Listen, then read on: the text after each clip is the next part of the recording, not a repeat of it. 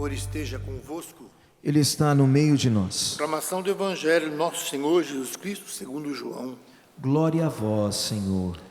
Naquele tempo, ao ouvirem as palavras de Jesus, algumas pessoas da multidão diziam: este é verdadeiramente o profeta. Outros diziam: ele é o Messias, mas alguns objetavam: porventura o Messias virá da Galileia? Não diz a Escritura que o Messias será da descendência de Davi e virá de Belém, povoado de onde era Davi? Assim houve divisão no meio do povo por causa de Jesus. Alguns queriam prendê-lo, mas ninguém pôs as mãos nele.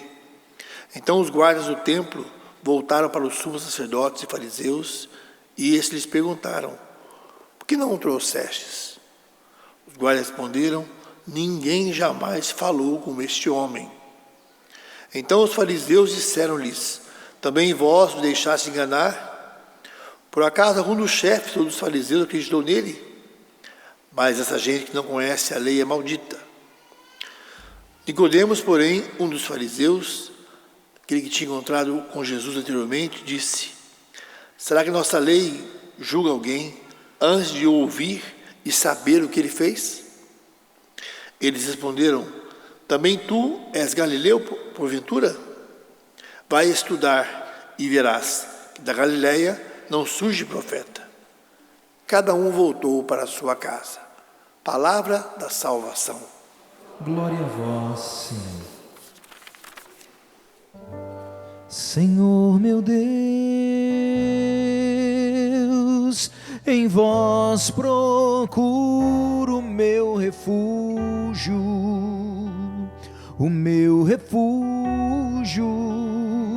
Senhor meu Deus,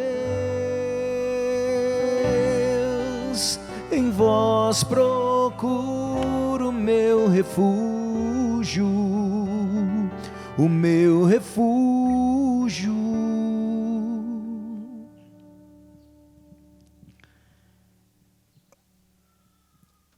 Neste final de semana, estamos nós vivendo neste acampamento, cujo tema, fortes na tribulação. Quem estava na parte da manhã, nas pregações, levanta a mão aí. Louvado seja Deus. Fortes na tribulação. Não é um acampamento promovido para não ter tribulação. Esse seria bom demais, viu? Um acampamento que resolvesse todos os problemas a ponto que não tivesse mais tribulação. Rapaz, eu ser o primeiro a querer participar, não ia querer pregar não, viu? Eu ia querer participar. Fortes na tribulação. Isso equivale a dizer que as tribulações, elas fazem parte da vida. Fez parte da vida de Jesus e faz parte também da nossa. Podemos até dizer, Jesus foi um homem que teve uma vida atribulada. Ô homem da vida atribulada, viu? Tá doido, como diz no Nordeste e no Norte. Tá doido. O homem da vida atribulada foi Jesus. Desde já do seu nascimento. Na hora que foi para nascer, ligou para SAMU, para transladar Nossa Senhora até a maternidade. Não tinha SAMU. Chegou na maternidade, nem tinha maternidade. Não tinha um lugar digno para que ele pudesse nascer. E nasceu no lugar mais simples do mundo. Foi posto numa manjedoura. Um lugar ali onde os animais se alimentavam, ali Jesus nasceu. Olha só, o nascimento de Jesus foi atribulado, não foi tranquilo não, viu? Como falei para vocês de manhã, nós somos 14 irmãos, fomos 17, meus pais tiveram 17, dos 17, 14 vivos. Entre os vivos dá para ter certeza, né? Ninguém está duvidando aí não, né? Essa parte é tranquila. Meus primeiros irmãos nasceram em casa, com a parteira, ali na casa, uma casa de barro, de pau a pique. Inclusive essa semana meus pais estão em Pernambuco visitando onde eles moraram. Eles moram hoje no Pará, eu já nasci no Pará também. Aí depois de 45 anos voltaram em Pernambuco. Olha só, depois de 45 anos. Aí tem um irmão e irmã minha que está acompanhando meus pais. E eles mostrando lá o lugar da casa, a primeira casa que meus pais habitaram. Está só o lugar, tem uns pedaços de barro assim, a parte onde era de fogão. Aí está intacto ainda, mas o restante está só o lugar.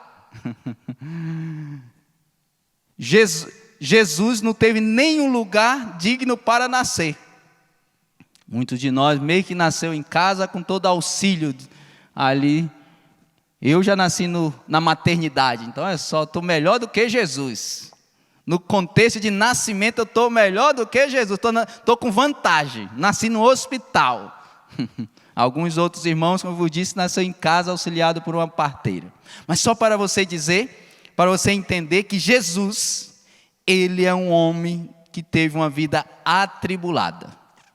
Para nascer, depois que nasceu, estava tudo tranquilo, só que não anja em sonho, fala para José, ó, pega o menino e corre. Vai para o Egito, que Herodes quer matar. Só que não, rapaz, o menino Jesus, no colo da Virgem Maria, auxiliado por o glorioso São José, sai correndo para o Egito. Olha só que atribulação, pelo amor de Deus, não deixa o menino sossegado. Para nascer não tem lugar, e quando nasce tem que correr para o Egito. Depois o menino Jesus cresce, entra para a sua vida pública, e a vida atribulada não acabou não, viu? Deveria acabar, vamos deixar só para a infância. Não foi assim não, a coisa continuou. Depois vale a pena você ler todo o capítulo 7 do Evangelho de São João, que nós meditamos no dia de hoje, para você entender o cenário, o enredo que está por trás. Jesus sendo perseguido, Jesus sendo ameaçado de morte, Jesus sendo ameaçado de ser preso. Todo o cenário do capítulo 7 é exatamente esse. Jesus o tempo todo tendo dificuldade. O contexto, ali a festa dos tabernáculos, essa celebração anual dos judeus, que recordava a peregrinação dos israelitas pelo deserto, mas também esta festa dos tabernáculos recordava a promessa messiânica, que viria um Messias para restaurar todo o povo de Israel. Então o capítulo 7 está nesse contexto. Estou contextualizando para você, para bem entender a pessoa de Jesus. Nesse capítulo nós percebemos a identidade messiânica de Jesus. Por isso da discussão. Ele é ou não o Messias? Um diz que sim, outro diz que não. Outros o desprezam. Inclusive Jesus é desprezado pelos próprios irmãos, ou seja, pelos próprios familiares, parentes. Deveria ser diferente a coisa. Jesus é desprezado pelos que estavam dentro da sua casa. Olha só que vida atribulada é de nosso Senhor. Uma vida de rejeição, a gente vê no versículo 9. Onde os seus irmãos os rejeitam, os fariseus os rejeitam, os mestres da lei o rejeitam, e assim por diante. Divisão entre o próprio povo que ali estava. Uns que creem e outros que não creem. Jesus sendo rejeitado pelas próprias autoridades ali presentes. E assim por diante. Jesus teve uma vida atribulada. Então o cenário do capítulo 7 é exatamente isso, a rejeição de Jesus. Jesus que não é aceito como Messias. E olha que Jesus já tinha realizado milagres, tinha feito prodígios, e mesmo assim, aqueles do seu tempo, que estavam em sua volta, não acreditaram nele, fizeram exatamente o contrário, rejeitaram o Senhor. E o que Jesus fez? Desanimou? Desistiu? Não. Jesus tinha uma missão a cumprir. E, portanto, ele assim o faz. Tanto é que tento matá-lo, mas ele diz, a minha hora ainda não chegou. Tento matá-lo, ele sai do meio deles e vai embora. Porque a hora dele, e ali está essa hora se referindo à sua paixão, portanto a sua morte, não tinha chegado ainda. Mas diante da perseguição, diante da tribulação vivida por Jesus, ele permanece fiel na sua missão. É a primeira coisa que nós temos que aprender com a liturgia de hoje. Permanecermos fiéis na nossa missão. Independente do que nos aconteça, independente do que possa nos acontecer. Porque às vezes, diante de uma tribulação, de uma dificuldade, de uma perseguição, o que vem à nossa mente é o quê? Desistir. É a primeira coisa, vou desistir, vou desanimar. Não. O desânimo não pode fazer parte da nossa vida. O desistir não pode fazer parte da nossa vida. Nós temos uma missão a cumprir. E tendo em vista a missão a cumprir, pode chover canivete, mas nós precisamos perseverar. Nós precisamos continuar com o bom propósito da missão a ser executada. Olhando para Jesus, nós conseguimos perceber exatamente esta dimensão. Segunda coisa, em continuidade dessa. A perseguição, ela, quando encarada com Jesus e em Jesus, ela nos torna mais fortes. E aqui que está a boa notícia. Às vezes nós olhamos para os problemas da vida, para as tribulações da vida, como se o que está acontecendo fosse algo muito ruim para nós. Por isso que a gente despreza, por isso que a gente deixa de lado. Mas quando nós olhamos para o resultado, para o fruto do sofrimento, da perseguição, a gente muda de ideia. Só basta olhar para o fim, para o fruto, que a gente muda de ideia imediatamente. Portanto, eu gostaria que você entendesse bem aquilo que agora vos falo.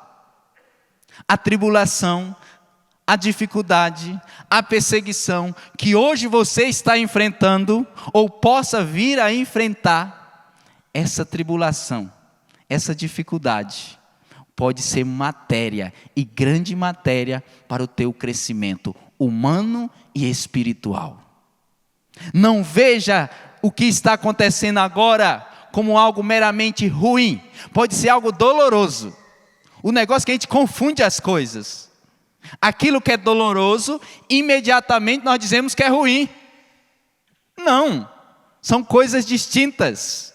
Nessa hora, conceituar cada coisa, aí eu uso da linguagem filosófica, nos ajuda a entender nossa vida e a realidade que nos cerca. Nem sempre algo que causa dor é ruim. Pode ser até o contrário. O nascimento de uma criança causa dor, né? As mães de plantão aí que o diga.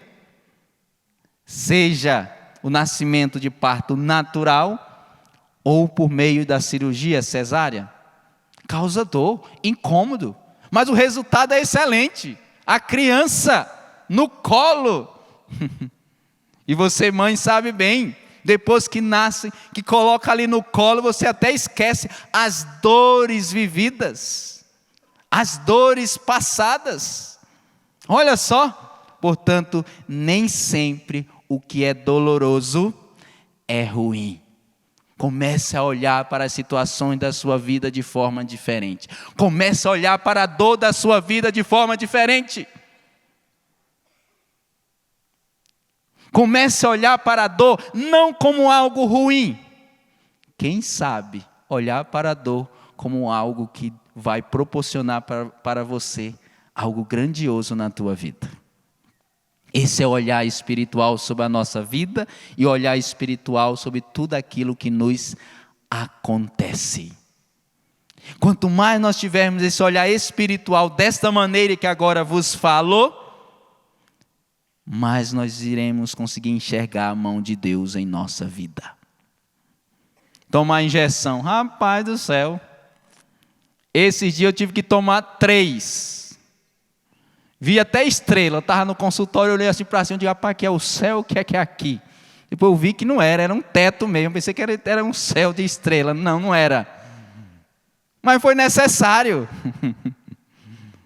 Vitaminas para poder estar bem. Algumas vitaminas que eu estava precisando. Determinada cirurgia que nós fazemos. Dói. Mas o resultado é excelente. Portanto, não confunda dor com algo ruim. Devemos aprender, em meio às realidades que nos acontecem, às contrariedades da vida que nos acontecem, de nós tirarmos sempre uma lição muito positiva. Missão positiva essa que nos inspira a permanecer, sobretudo, na vontade de Deus. É preciso aprender que as crises da vida podem nos trazer grandes oportunidades. É preciso nós aprendermos a transformar crise em oportunidade. Algo bem prático, mas para ajudar você dentro daquilo que agora vos falo. Não tem eu acho, se eu não me engano, a gente pronuncia assim, velcro. Aquele negocinho que cola no outro, não tem? Que é usado às vezes de forma de zip, isso e aquilo. Muito usado em algumas realidades nossas. Sabe como é que surgiu aquele negócio? Um cientista americano foi numa caçada. Voltando para casa, ele viu que a sua roupa estava cheia de carrapicho. Conhece carrapicho? Cheia de carrapicho. E os cães dele também cheios de carrapicho. E ele foi tirar ali o carrapicho, tira um, tira outro, e viu que o negócio grudava. Ele, rapaz, esse negócio aqui, deixa eu estudar esse negócio. Levou para o laboratório. Ele percebeu ali que tinha um componente nele que quando grudava em alguma coisa, fixava. Aquele carrapicho. Não é que o danado, a partir disso ali, criou algo que chamamos de velcro, que é utilizado no mundo inteiro. Olha só! Transformou a crise do carrapicho numa oportunidade de resolver um problema para a vida prática. A vida prática, as coisas práticas da vida. Ele poderia, rapaz, mas não é possível. Cheguei da caçada, o tanto de carrapicho, deixa eu tirar aqui, tira um, tira. Rapaz, mas não é possível. Poderia simplesmente ter reclamado. Mas não, em vez dele reclamar, viu que ali tinha uma oportunidade de criar algo. Chegou na minha mão e na sua. Esse simples exemplo para você entender que é possível transformar crise em oportunidade. Então, diante de qualquer crise que você esteja vivendo, não reclama não, viu? Veja qual é a oportunidade que Deus está dando para o teu crescimento pessoal, crescimento humano. A crise que talvez você esteja vivendo dentro do teu matrimônio, veja qual é a oportunidade que Deus está te dando para ser um marido melhor, uma esposa melhor. Transforme crise em oportunidade. Quem assim o faz, amadureceu na vida e amadureceu na fé. Uma pessoa madura é quando ela é capaz de transformar crise em oportunidade. Com essa compreensão, a vida vai sempre nos apresentar crises. A gente sai de uma e chegam 3. Supera uma e vem mais 3, no mínimo.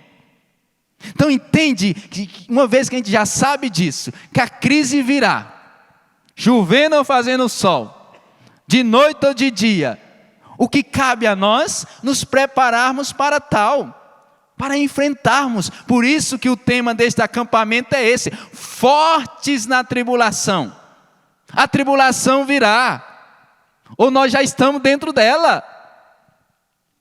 Recordava para você de manhã, nós rezamos na Salve Rainha, gemendo e chorando neste vale de lágrimas. É assim, viu? Aqui e agora, neste mundo, nós vivemos nesse vale de lágrimas. E não tem como sair dele, não. Então, se nós já sabemos que estamos vivendo num vale de lágrimas, compra lenço.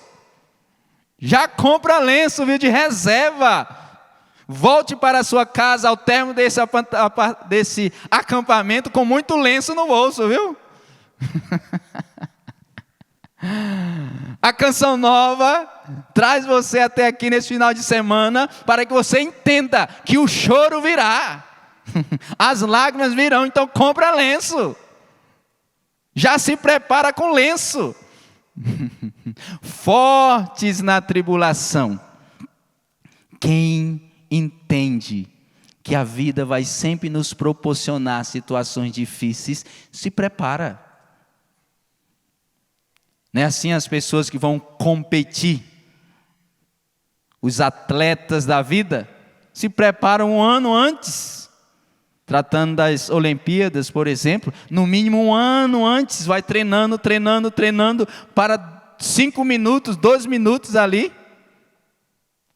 Há um treinamento, tendo em vista o momento exato.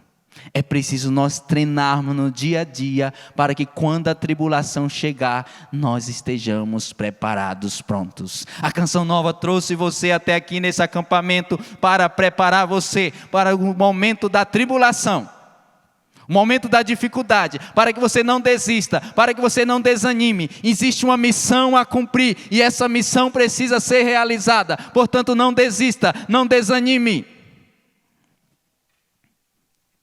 Me volta agora com particularidade para você que é casado, pai de família, mãe de família.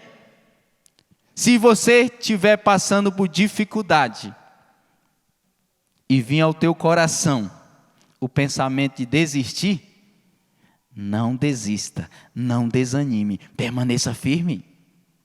Permaneça firme.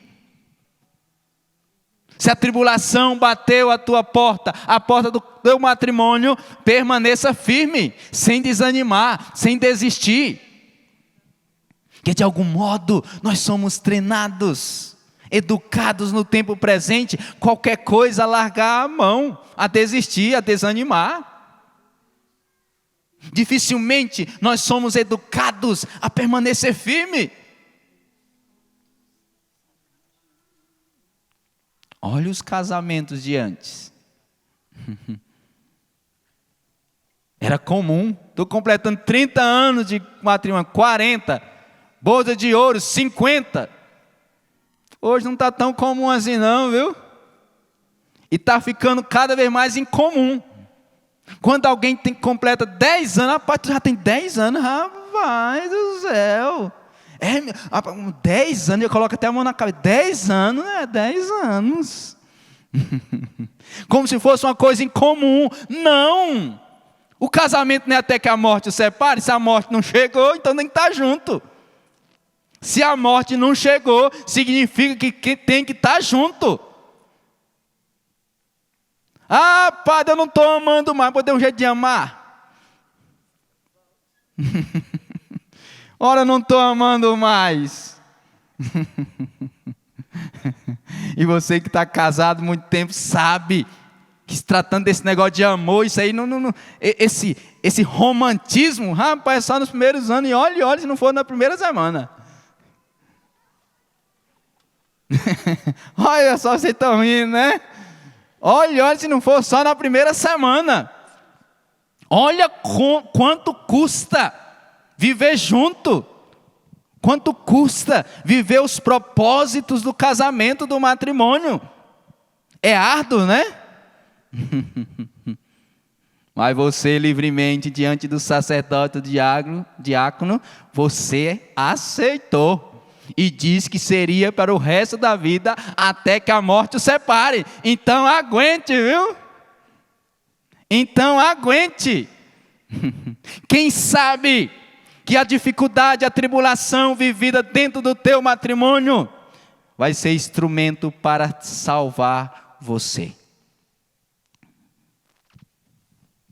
Salvar do egoísmo, salvar da prepotência.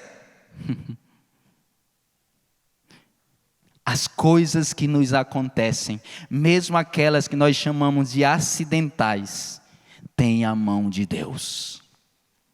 Tem a mão de Deus.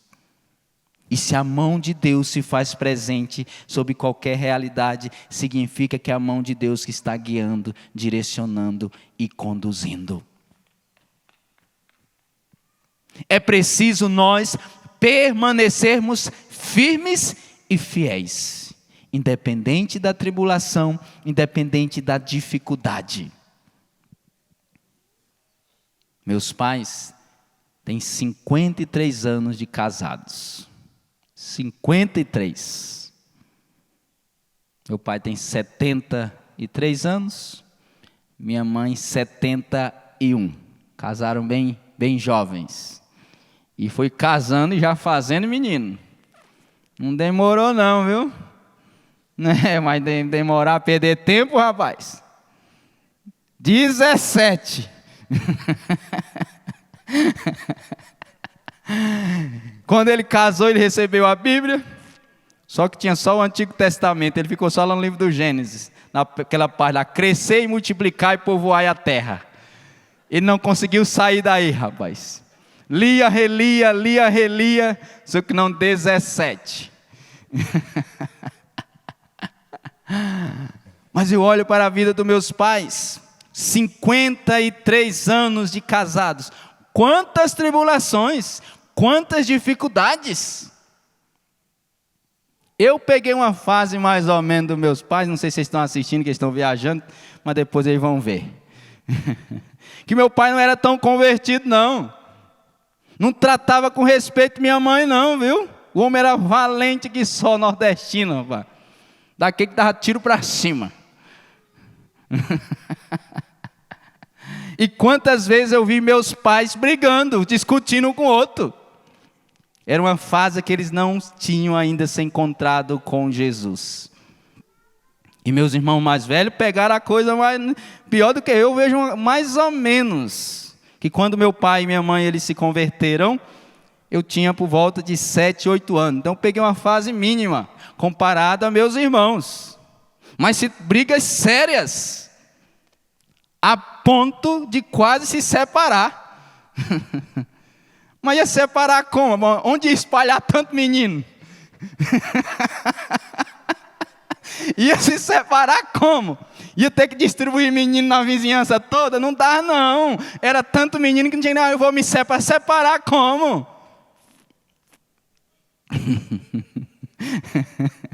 Mas graças a Deus, depois Jesus entra na vida do meu pai, entra na vida da minha mãe, por meio da renovação carismática, são batizados no Espírito Santo e tudo muda. Aquele homem valente, dando tiro para cima, agora estava manso igual um cordeiro. Sabendo ouvir, partilhando o que sabia, ouvindo o que não sabia e assim por diante. Mas até meu pai se converter, rapaz, coitada da minha mãe. Coitada da minha mãe, do jeito que ele o tratava. E ele sabe disso. Então não é segredo não, está me ouvindo, vai ouvir depois. Meu filho, você falando negócio desse na TV, é na TV, pai. Mas o resultado é bom, mudou de vida. Se converteu, Mas até lá minha mãe teve que comer muito sal, e muito. Aí depois que tudo se resolveu, Ave Maria, hoje um não vive sem o outro. Tempos atrás, para você entender isso que agora vos falo, minha mãe precisou ir para estar com meu avô. Alguns anos acho que tem mais de 10 anos, então já bastante. Aí minha mãe foi ela e um irmão meu auxiliando e tal. E meu pai, rapaz, depois de ela foi, meu avô estava bem doente com câncer, e ela foi para passar dias lá, foi com passagem de ida, mas não tinha passagem de volta. Quando deu uma semana, rapaz, meu pai começou a adoecer. O homem já não comia direito, já não dormia direito. Rapaz, o que está acontecendo com o homem? Ele é conversador, rapaz, já não estava conversando tanto. Digo, rapaz, o que está acontecendo? Levamos ele no médico, o médico, rapaz, não tem nada aqui não, o homem está bom. Sabe o que era? Saudade. Saudade. Mas olha só o antes e o depois. Imagine se minha mãe não fosse perseverante na oração e com bom propósito de permanecer com ele até que a morte o separe. Como é que as coisas estariam hoje? Como as coisas estariam? Muitas pessoas passando por crise, passando por dificuldade, desistiram. Deixa eu dizer uma coisa para você. O desistir causa muito mais prejuízo do que enfrentar. O desistir causa muito mais prejuízo do que o enfrentar. Imagine, vamos lá, pegando esse exemplo dos meus pais, coitado deles hoje. Se tivesse se separado, rapaz do céu, primeiro tinha que ter algum sistema para poder localizar onde cada filho estava, que são muitos. Primeira coisa. Mas o prejuízo grande de uma família dividida. Você tem noção que prejuízo é esse?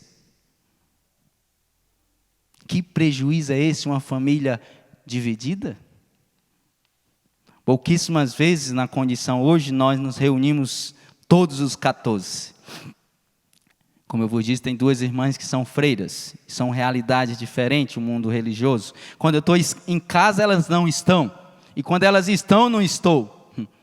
Só o ano passado é que nós reunimos todos, aniversário da minha mãe. Reuniu 100% dos filhos, 100% dos netos, já são 36. E tem pouco neto, tem 10 casados, está pouco neto, que venha mais. Estou achando é pouco. Mas olha só, se meus pais lá atrás, no tempo que meu pai não era convertido, tivesse se separado, não reunia a família não, viu? Todos os filhos, todos os netos, bisnetos. Entende que o prejuízo em desistir é maior do que o enfrentar. Grave isso. Talvez você precise colocar isso num canto destacado. Lá na tua escrivaninha, no teu quarto, não sei onde. O prejuízo em desistir é maior do que o de enfrentar. Enfrente as crises. Enfrente as dificuldades, enfrente os problemas que te acontecerem, enfrente, não desanime, não desista, está difícil no matrimônio, permaneça fiel. E deixa eu dizer ainda uma coisa dentro desse ponto sobre casamento. Talvez Deus, em toda a sua mão providente, colocou você para ser instrumento de salvação para o seu cônjuge. Lembra agora de Santa Rita? O esposo de Santa Rita de Cássia, uma tranqueira, um assassino. Deus colocou Santa Rita na vida deste homem para salvá-lo. E ela entendeu. Santa Rita não teve privilégio como esposa não, viu? Aquele negócio romântico. Ai, meu esposo, meu amor da minha vida, vem aqui, me abraça, vai. Aperta mais um pouquinho, vai, mais um pouquinho, mais só um pouquinho. Ai, que delícia. Teve não, viu? Era um homem rude, grosso que só uma lixa de 60. Grosso que só uma lixa de 60. Estúpido. Santa Rita entendeu. E se esse homem permanecer com essa estupidez, ele vai para o inferno. E o que ela fez? Dobrou o joelho em oração para converter o seu esposo. Olha só, meu Deus do céu. Ela poderia reclamar de Deus: Senhor, eu pedi um esposo e olha o que tu me mandou, Jesus. Olha o que tu me mandou, Jesus. E simplesmente murmurar, reclamar. Olha o traste, Senhor, que tu mandou para mim, Jesus. Ai, meu Deus do céu. Santa Rita poderia ter passado a vida chorando, murmurando, mas não, ela entendeu de imediato: eu preciso ser instrumento de salvação para meu esposo. E de fato foi. Vale a pena depois, inclusive, você assistir o filme ou ler o livro dela, que relata. No final da vida, o esposo morre convertido. Convertido. Ela conseguiu o que ela tanto almejou no matrimônio, a conversão do esposo. Quem sabe, você casado, a grande contribuição sua para o seu cônjuge vai ser a salvação dele, a salvação dela. Então, se estiver passando por tribulação, dificuldade, desista não, viu? Desanime não. Permaneça fiel, permaneça firme. Porque uma coisa você já está sabendo: se você desistir, o prejuízo vai ser maior. Que às vezes nós achamos que o prejuízo é menor. Nós vamos resolver os problemas desistindo, mas não. Não se resolve o problema desistindo. Se resolve o problema enfrentando, indo para a luta. O Senhor nos coloca como soldados na luta, marchando. Tudo que nós queremos é paz. E quem não quer paz? É algo desejado por todos nós. Mas deixa eu dizer uma coisa para você muito séria. Olhando para a história da igreja, a história da humanidade, para a história do povo de Israel, muita paz foi fruto de quê? De guerra. Existe paz que só é conquistada com guerra. Olhe para a história do povo de Israel, você entenderá o que eu estou dizendo. E o que significa na prática? Grande dificuldade. Nós queremos as coisas fáceis. Só que isso é engano. Não existe nada fácil na vida. Viver em si é difícil. Sabendo disso, que não existe nada fácil na vida, cabe a mim e a você encarar a vida tal como ela é. Te convido a ficar de pé. E a partir desta reflexão, gostaria que você, em oração, se comprometesse com Jesus. Não é com o Padre Helenildo não, né? Depois você vai estar na sua casa, no seu estado, com a sua família. Eu vou estar lá em Cuiabá, na missão que eu estou hoje da Canção Nova. Se comprometa com Jesus. Jesus, eu quero permanecer contigo, custe o que custar.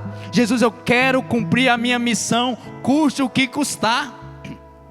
Jesus, os bons propósitos da vida, eu quero colocar em prática, Jesus, custe o que custar. Jesus, tu mesmo foi um homem atribulado, passou por grandes tribulações, mas permaneceu de pé, fiel à missão e ao bom propósito. Portanto, Jesus, me ajuda também a passar pelas tribulações da vida, sendo forte, corajoso, sem desanimar e sem desistir. Senhor Jesus, nós pedimos por intercessão da bem-aventurada Virgem Maria. Ave Maria, cheia de graça, o Senhor é convosco. Bendita sois vós entre as mulheres, e bendito é o fruto do vosso ventre, Jesus. Santa Maria, Mãe de Deus, rogai por nós, pecadores, agora e na hora da nossa morte. Amém. Glória ao Pai, ao Filho e ao Espírito Santo. Como era no princípio, agora e sempre. Amém. E aplauda o Senhor que te sustenta em cada tribulação, em cada dificuldade da vida.